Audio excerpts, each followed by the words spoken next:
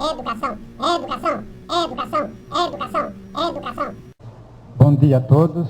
Eu queria inicialmente agradecer a honra de estar aqui presente, a honra deste convite, e porque eu considero que, efetivamente, nós estamos diante de uma proposta da mais alta relevância, né, e temos agora uma nova oportunidade de trabalhar no sentido de instituir efetivamente um sistema nacional de educação em nosso país. Eu digo uma nova oportunidade porque, como sabemos, a questão dos sistemas nacionais de educação remonta ao início do século XIX.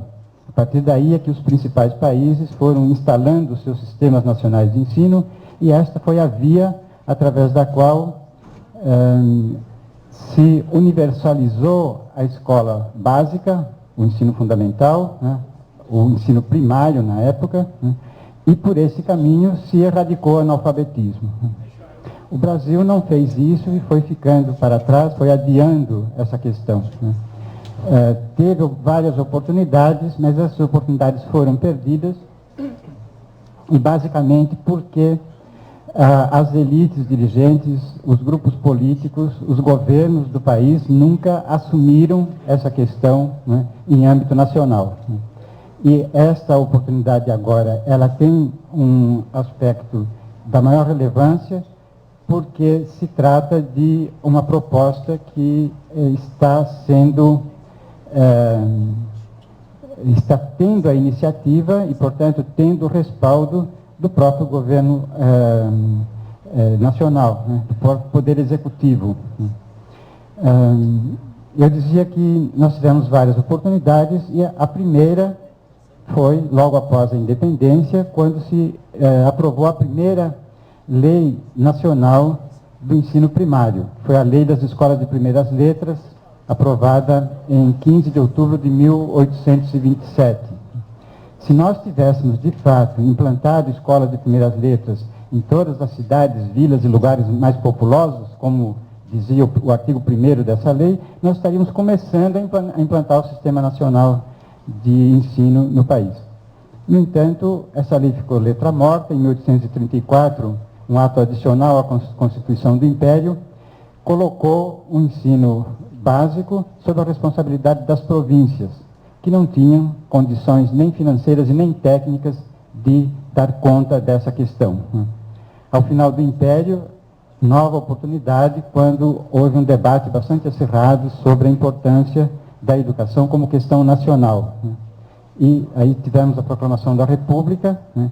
Seria um momento, então, oportuno para, redefinindo o próprio regime político, se assumir a organização do Sistema Nacional de Ensino. No entanto, sob o argumento de que, se num regime unificado, que era o Império, a educação estava descentralizada, num regime federativo e, portanto, descentralizado, como era a República, a educação deveria continuar descentralizada.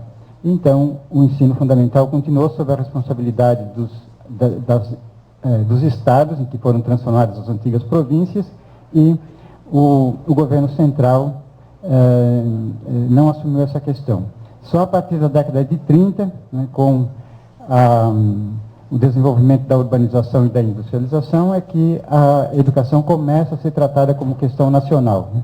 Desde as reformas Francisco Campos em 31, o manifesto de 1932 vai apontar também na direção de uma organização da educação em âmbito nacional. A Constituição de 34 vai fixar pela primeira vez a competência da União de estabelecer as bases da educação nacional, né? E vai também estabelecer a vinculação orçamentária, né? Depois vem as leis orgânicas do ensino, e só em 1946 que nós tivemos uma segunda lei nacional do ensino primário. Desde a de 1827, mais de 100 anos depois, em 1946, a lei orgânica do ensino primário. E 46 foi o ano da nova Constituição, que estabeleceu como competência exclusiva da União a atribuição de fixar as diretrizes e bases da educação nacional, estabeleceu também a vinculação orçamentária, né, com 12% no mínimo, e estados e municípios no mínimo 20% do seu orçamento deveriam ser destinados à manutenção e desenvolvimento do ensino, né, E, para elaborar a primeira LDB, nós tínhamos, então, aí a chance de, ao fixar as diretrizes e bases da educação nacional, organizar o Sistema Nacional de Educação. Mas essa oportunidade foi também perdida, né? A Constituição fixou como, aliás, a LDB fixou como sistemas apenas estaduais, né? Depois nós tivemos, com o período militar, a Constituição de 67, que retirou a vinculação orçamentária, né? E depois uma nova oportunidade foi em 1988, com a nova Constituição, né, que restabeleceu a vinculação orçamentária, manteve a atribuição da União de fixar as diretrizes e bases da educação nacional. Então, cabia aí, com a redemocratização, aprovar uma nova LDB. E na discussão dessa nova LDB, o primeiro projeto tinha um capítulo chamado do Sistema Nacional de Educação. Mas esse também, pelas disputas havidas na sequência, foi modificado para da Organização da Educação Nacional e o sistema deixou de ser implantado. E a nova oportunidade aparece agora, quando o próprio MEC está assumindo a necessidade de se discutir, de se propor e de se organizar um sistema nacional de educação em nosso país. Bom, mas considerando que os sistemas nacionais foram sendo implantados a partir do século XIX, isto fez com que a palavra sistema se tornou comum e frequente na educação. E acabou aparecendo como uma espécie de termo primitivo que todos utilizam, mas não se examina melhor qual é o seu significado. O resultado foi que o uso desse próprio conceito acabou se tornando equívoco, né? Então, uma primeira observação que seria necessário fazer diria respeito ao próprio conceito de sistema. Como se sabe, o conceito de sistema se refere a conjunto, né? Na verdade, trata-se, pelo sentido de sistema, que significa reunir, coligir, trata-se de intencionalmente promover a unidade de vários elementos, né, organizando-os num conjunto coerente e operante, eu acrescento, porque não basta a coerência interna, mas também a coerência interna, ou seja, que ele interaja com a situação que o demanda, em função da qual ele é proposto, né, e corresponda a essas necessidades e interfira para satisfazer as necessidades educacionais da população do conjunto do país, né? Bem, essa ideia, então, de conjunto, né, fez com que se passasse a utilizar a palavra sistema, né, sempre que se referisse a conjuntos de elementos ligados à educação, né? E um dos usos mais frequentes se reporta ao conjunto de instituições, ao conjunto de escolas. Isto se compreende porque se o sistema implica intencionalidade, ou seja, trata-se de organizar intencionalmente os vários recursos, os vários elementos, né, em função de objetivos, né, que tipificam, que materializam os valores, né, que se busca alcançar, né.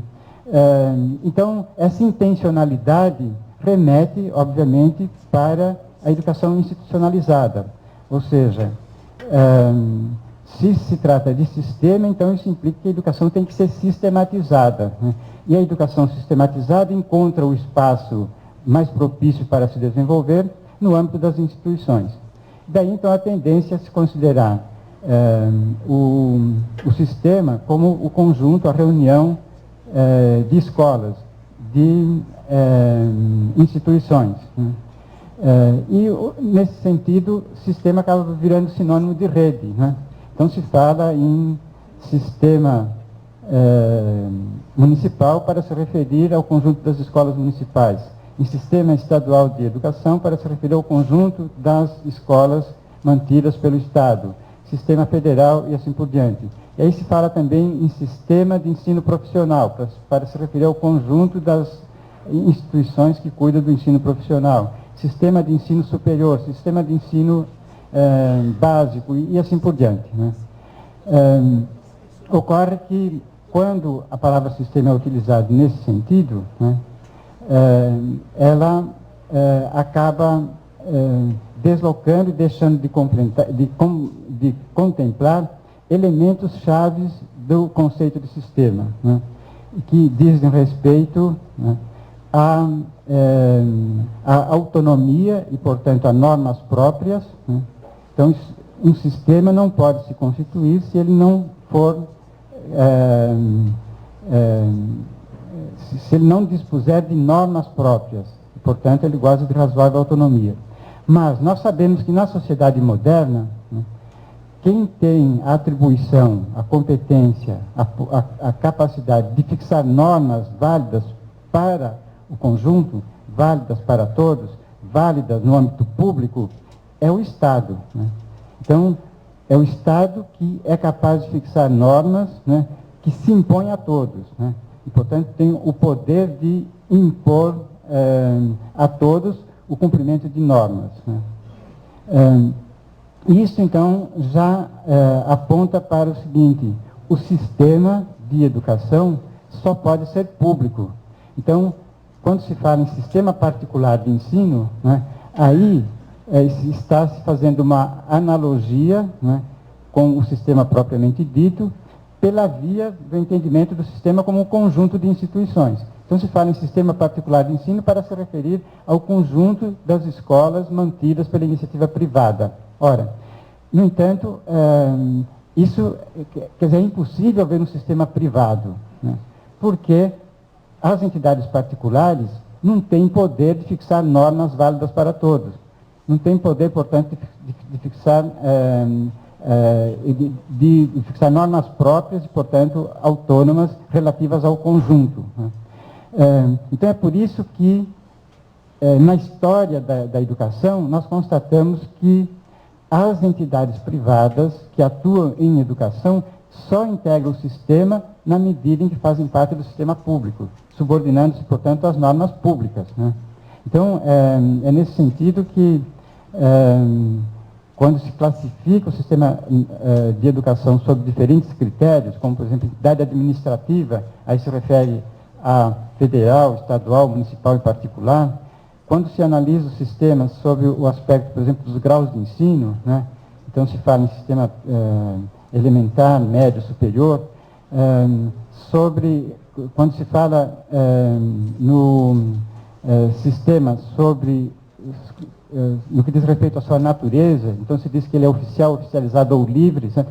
Isto tudo são critérios que se referem a aspectos que integram o sistema, mas que não podem se referir ao sistema em seu conjunto, né? E resultando em enunciados contraditórios. Quer dizer, é uma contradição falar em sistema livre de educação, porque as instituições livres são justamente aquelas que não integram o sistema, não se subordinam às normas, portanto estão fora do sistema. O ensino livre é aquele que está fora do sistema, né? Falar em sistema privado de educação também é uma contradição, porque as entidades privadas não podem instituir sistemas, né? Então, na verdade, quando se fala em escolas privadas que integram o sistema, elas são parte do sistema e só o integra porque se subordina às normas públicas, né? Então, é nesse sentido que, no Brasil,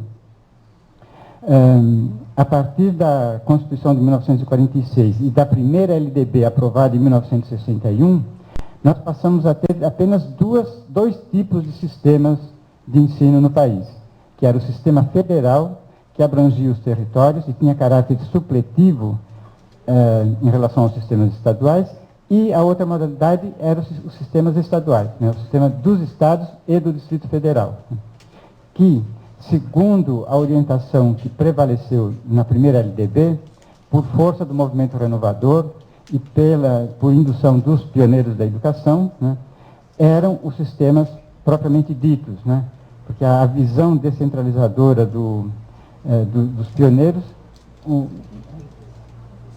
os levou a colocar as responsabilidades principais da educação do país nos estados, né, e deixando ao âmbito federal apenas o caráter supletivo. E essa foi uma outra razão pela qual não se instituiu naquele momento o Sistema Nacional de Educação. A partir da Constituição de 88, nós tivemos, além das atribuições dos vários entes federativos, da União, Estados e Municípios, em matéria de educação, nós tivemos também um artigo especial que estabeleceu o chamado regime de colaboração, né? Então, um artigo que dizia que a União, os Estados e os municípios organizarão em regime de colaboração os seus sistemas de ensino, né? Então, a Constituição de 88, ela contém vários elementos que embasam a possibilidade de se organizar o Sistema Nacional de Educação. Além da vinculação orçamentária, além da exigência de aprovação de um Plano Nacional de Educação, né,